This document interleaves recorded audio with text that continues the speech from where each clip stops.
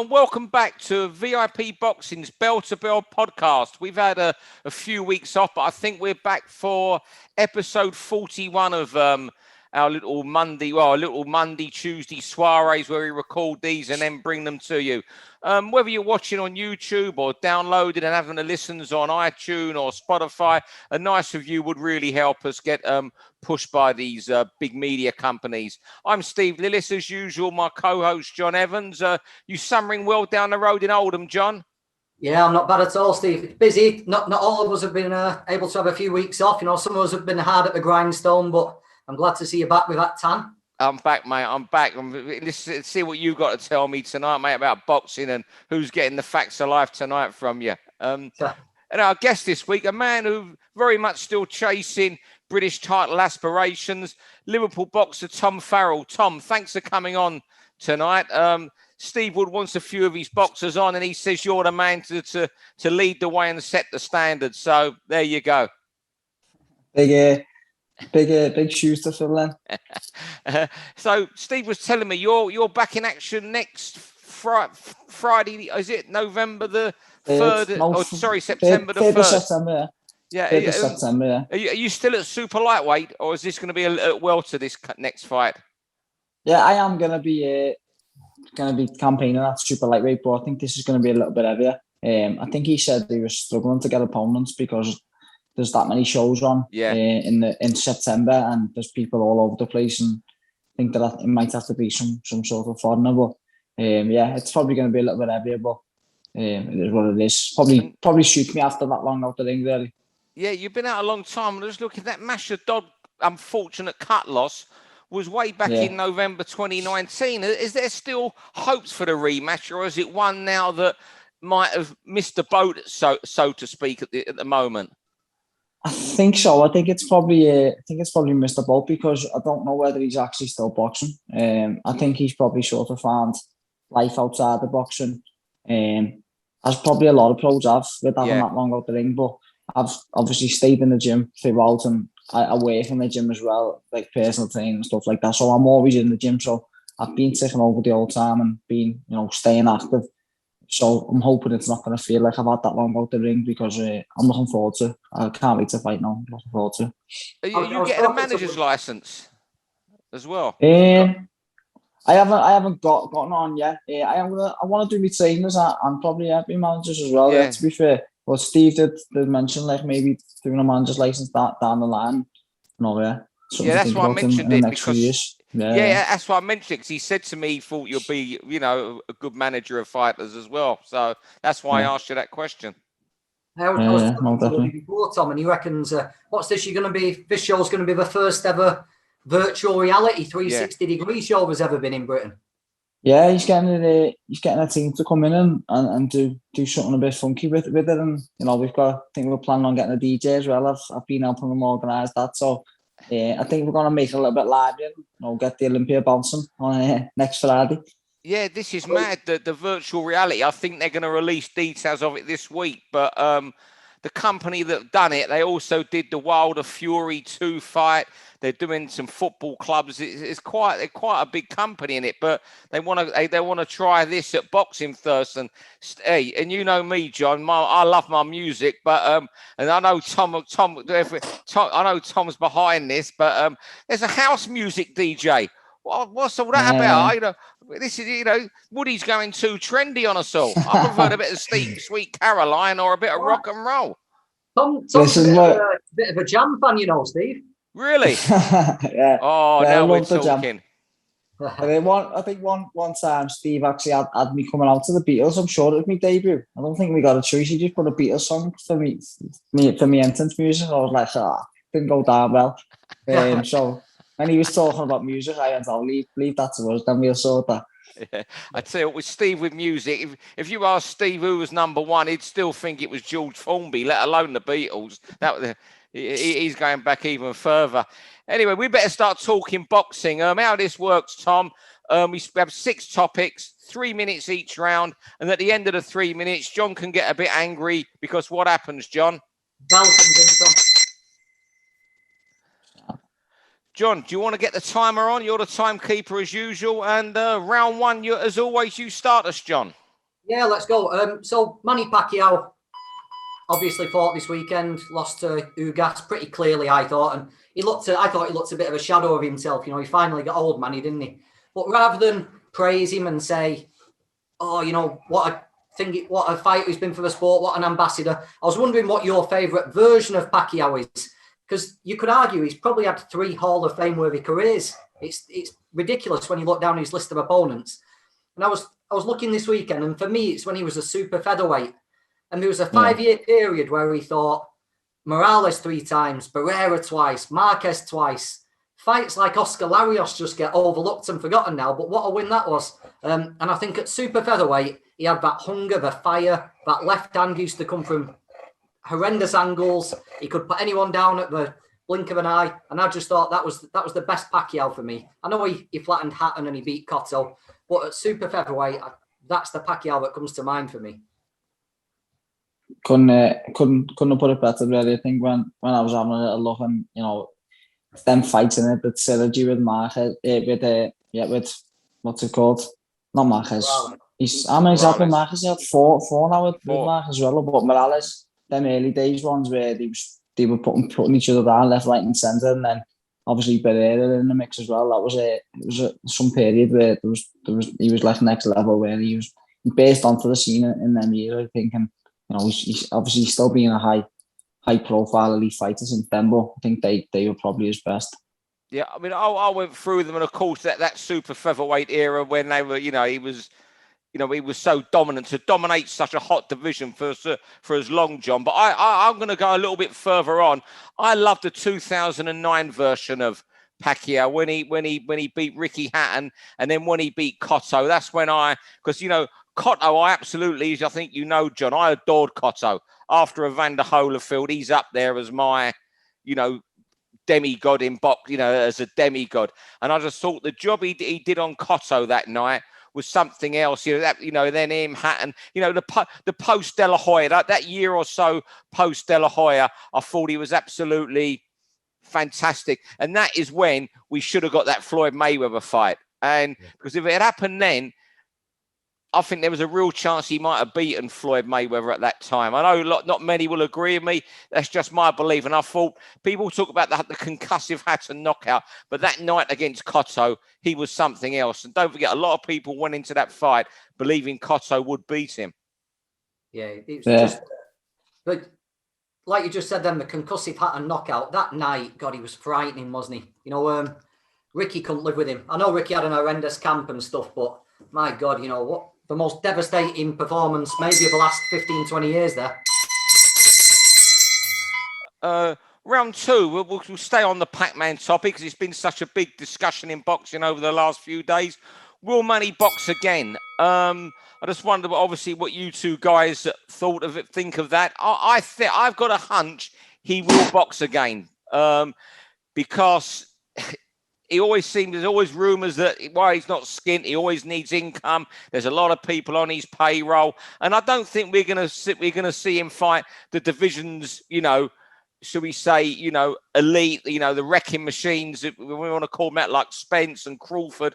But I certainly think we're going to see him maybe have 1 or 2 of these money fights, maybe in the Middle East or something, before he does bow out, because you know what? There's still going to be a demand for him to fight again. Maybe Saudi Arabia, Dubai, Qatar, these sort of places. I just think we are going to see him in again. The fact he only said 60-40, and I didn't read the article just before we started recording this. His great friend Dubois Fernandez, who's in the corner, I saw a headline suggesting he should box again. I've got a feeling we'll see him again, because that wasn't an outright denial when he said it's 60-40 by any stretch. And usually, you know, especially even half an hour when he said that after the defeat. I wonder what you guys think, whether we're going to see him again. I think looking at he put a post on Instagram, and it was very much like reflective of his career and thanking everyone for the support over the years. So I don't really think he's gonna come back. But as you said, money talk doesn't, you know, maybe if he comes back and fights one of these Paul fellas or someone like that, and he's gonna have everyone calling him out, isn't he, after that? And it wasn't the best performance we've seen off Pacquiao by a long stretch. So people will be trying to get under his skin, trying to tempt him into a bit of a fight. But I think it was a good job. Spence wasn't in there with him the other night, wasn't it? Because he's a different animal to you guys. I think it would have been a lot different. I'm with you, Tommy. I don't think we'll see him fight one of the top names, but one name comes to mind straight away, doesn't he? Conor McGregor. If someone offers him $50 million to fight Conor McGregor, it's going to happen. And it wasn't like the end of Muhammad Ali's career where Trevor Burbick and Larry Holmes were knocking bells out of him. He was still competitive, wasn't it? Yeah. If he got back in the ring again, it wouldn't be one of these things where people were saying, fearing for him. He's still got a lot left, man. He didn't look completely shot. He just looked like he can't compete at the top level anymore. But it's just timing and that, wasn't it? Yeah, it's just timing.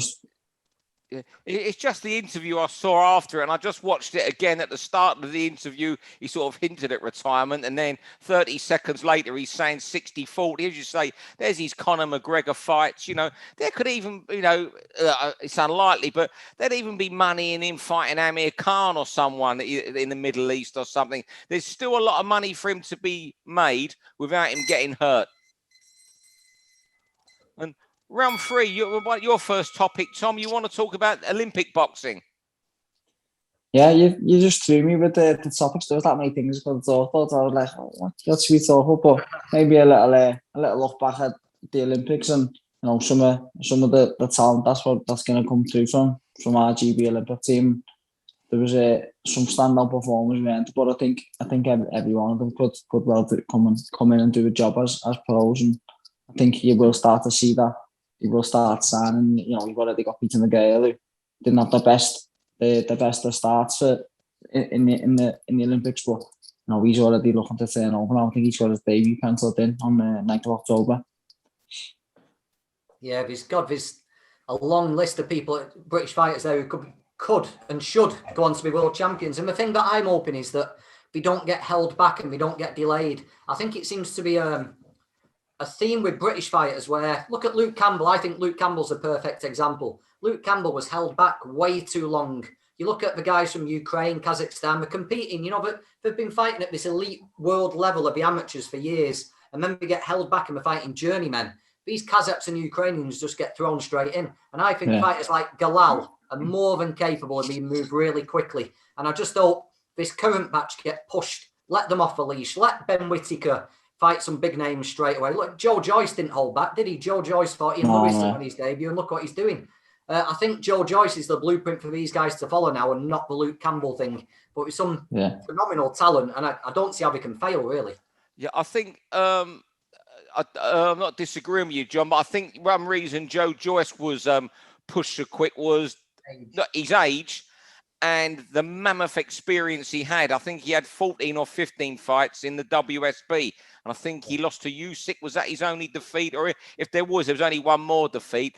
I think that his age and that experience and fighting all over the world for so long was a reason he has been pushed for quick. And that's so quick. And I think that's what you will certainly see. The one Olympian who will be pushed quick, and I think he wants it just from things he was saying a few months ago. He's looking for an in and out within a few years. Is Fraser Clark, because he's been round the when I say been round the block, he's not ancient, but Fraser Clark's certainly someone you could put in with a really solid British level opponent in his first fight. Say a Nick Webb, for example, in his first fight. I think Joe Joyce fought Ian Lewison in his first fight. As I think you can go that with him. I can see people tuning into Whittaker, and they might stretch his career out a bit, because I think there's going to be that sort of we love him, we don't like him. So I think you'll see that career stretched out a bit. And I didn't watch a lot of the Olympics, John, but Yafai, and I'm stopped. Yafai was fantastic, yeah. Round 4. The next topic is cracking America. Now, I think a lot of boxing fans underestimate just how difficult it is to become a big star in America. It's one thing sending a guy away as a mandatory challenger or a voluntary and against a big name and getting beat what little payday. But to get a showcase, then I think it's really, really difficult and really rare. And I know there's been a lot of criticism, maybe puzzlement about what Daniel Dubois is doing on the undercard of this Jake Paul and Tyrone Woodley fight this weekend. But I just think it's an absolute no-brainer. It's a penalty kick to put him on this. the number of people watching this is going to be ridiculous. And as sad as it sounds and as crazy as it sounds, maybe outside the very elite of boxing, this is as big as it gets at the moment. You know, this Jake Paul phenomenon, for some reasons, got legs. And I think it's perfectly sane for Dubois to be on it. The other good reason for Dubois to be on this is the generation who are going to be watching this Paul fight, they want quick, exciting moments and spectacular happenings and controversy, don't they? And if he's one fighter who's capable of producing a highlight reel knockout that's going to go around the world on mobile phones, it's Daniel Dubois. I just think he's probably made for this kind of thing at the moment. I think it's a good. Yeah. Sorry, go on. Sorry, no, go on, Tom, Steve. you speak. Tom, you're our guest. People want to hear you more than me. I think, as you said, it's just a good chance for him to showcase how big and a bit destructive puncher he is. And, you know, he was knocking people out left, right and centre really until he come up against Joe Joyce. And I think I was quite surprised how easily Joe Joyce dealt with him. And I think I had a better than me, mate. But, you know, I still think he can come back and he's definitely got the attributes to become a world champion. So, yeah, that's a good chance for him to get out over in America and, you know, start spreading his name out there.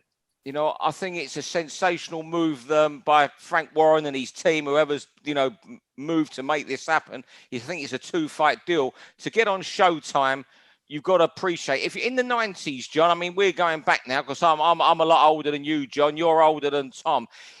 If you got on Showtime, you'd cracked it, you know, and you think, what show? I'm going to give you another couple examples of what being on Showtime, how big it means. People talk about YouTube and all that. Forget the Jake Paul thing.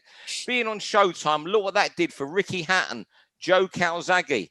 Even helped Frank Bruno make his name in America. This is absolutely huge this weekend for Daniel Dubois.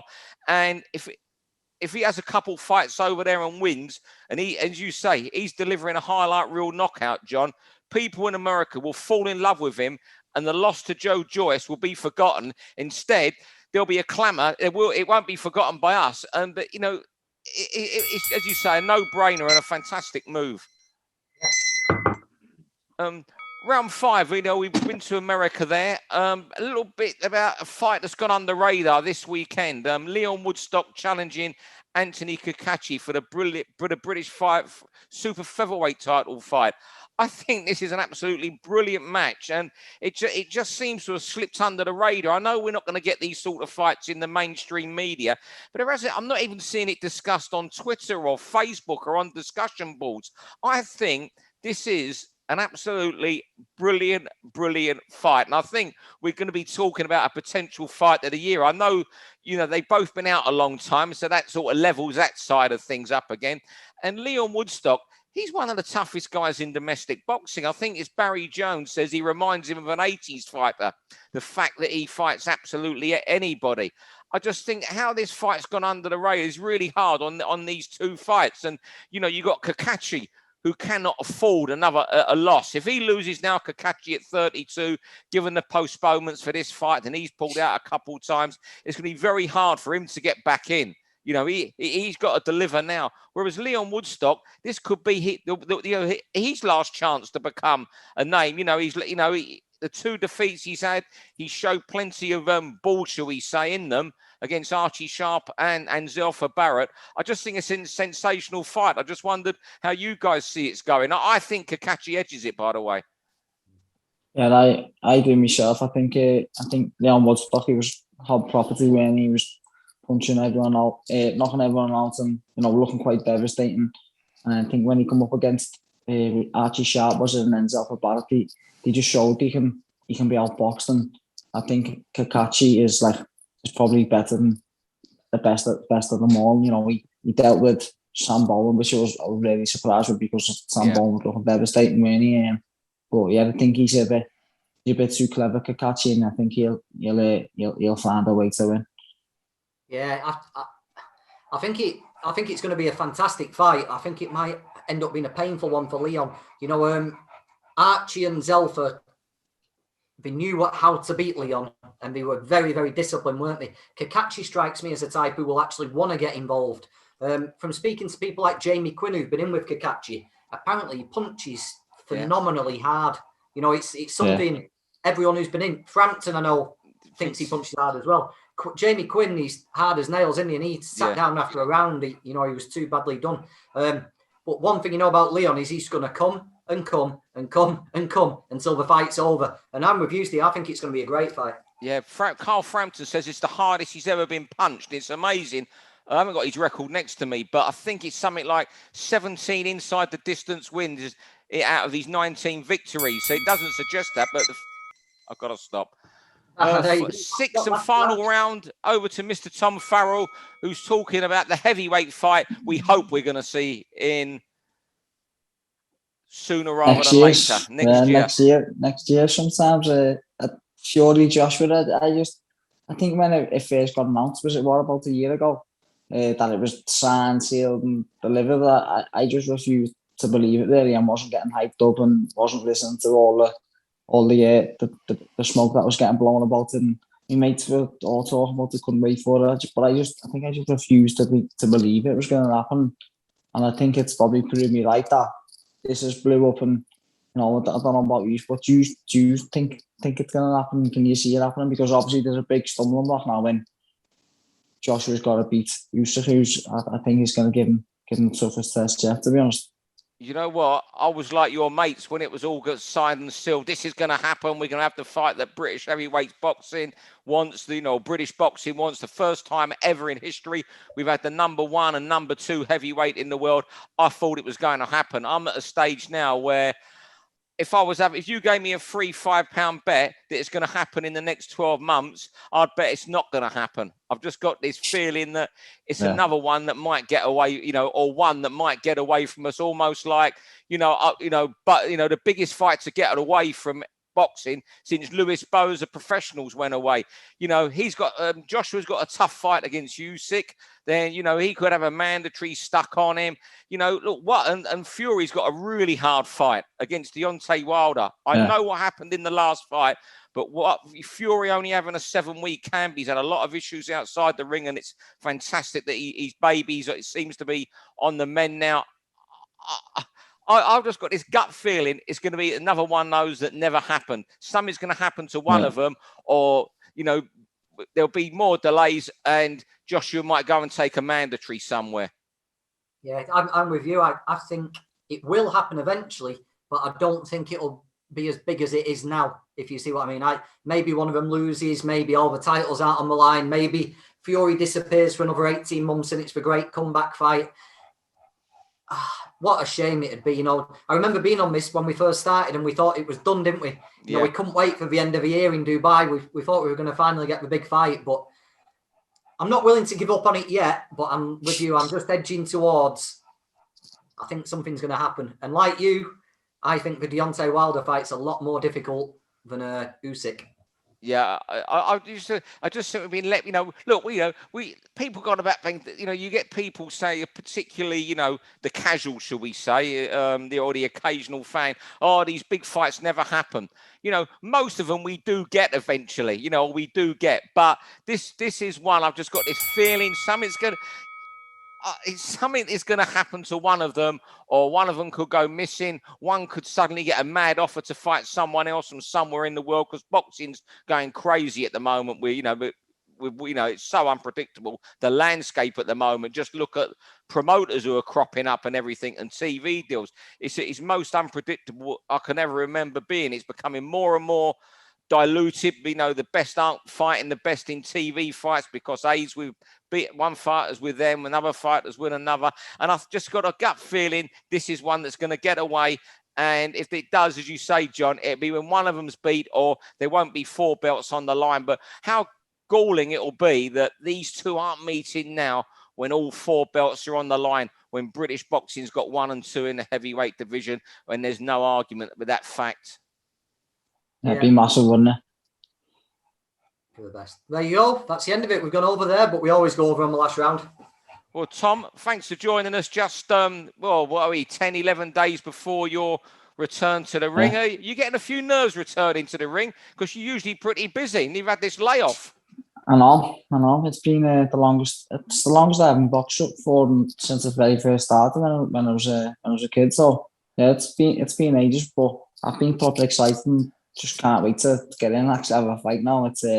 and now it is coming around quick. I think the nerves will start setting in a little bit now, and I think you're thinking, oh, I'm going to be sad, and then when you're on the day, it's happening. It's going off. So yeah, but as I said, I'm looking forward to it. Can't wait to get back on yours and then hopefully push on from there. Then getting some decent fights. And we can't let you go, Tom, without asking you one more thing. Akeem Ennis-Brown and Sam Maxwell, it's your division, Sam's from your place. Yeah. That's another great fight this weekend. What are you thinking there? Do you know what, my mate literally texted me before and said, who do you reckon? I was like, do you know what? Proper 50-50. Being a scouser, I want Sam Maxwell to go and do the job. And I've never really rated Ennis-Brown, but he is just so awkward and effective. He give Phil Bowles a proper awkward night, and he's a tricky customer himself who give me a bit of a hard time. So yeah, he is.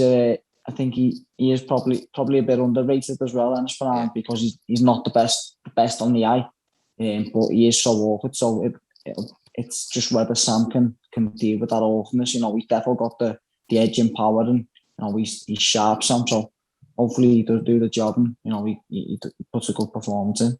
But yeah, I'm going to side with Sam Maxwell anyway. I'm going to stick by my fellow scouser. Yeah, he's from Prescott. Sort of you know what? I don't have that, because Sam, I can tell you this, as you can tell, I'm from a little bit further south, as you can tell. Sam Maxwell was born in Hackney, in the East End of London. So I'm having him as a Cockney fighter. Yeah, and he tells still me got that little twang. Yeah, and I tell you what, and the Hackney Gazette even rings him up, the weekly newspaper, rings him up before every fight and does a feature on him. So Sam Maxwell is a Londoner. Well, I'll claim him because he's training 2 miles down the road at the finest gym in Manchester. Of course, at your gym, your favourite gym, you're always popping into. So, anyone's. Well, Tom, thanks for joining us on the podcast this week. It's been good having you, and I dare say Woody will find us another VIP boxer next week. Thanks for giving us your time anyway, Tom, and thank you, John. And thanks everyone who's tuning in this week. All the best, everyone.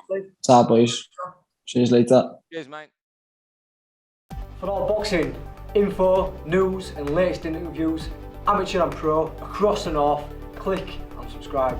VIP Boxing Promotions. Also, Twitter, Instagram, and Facebook.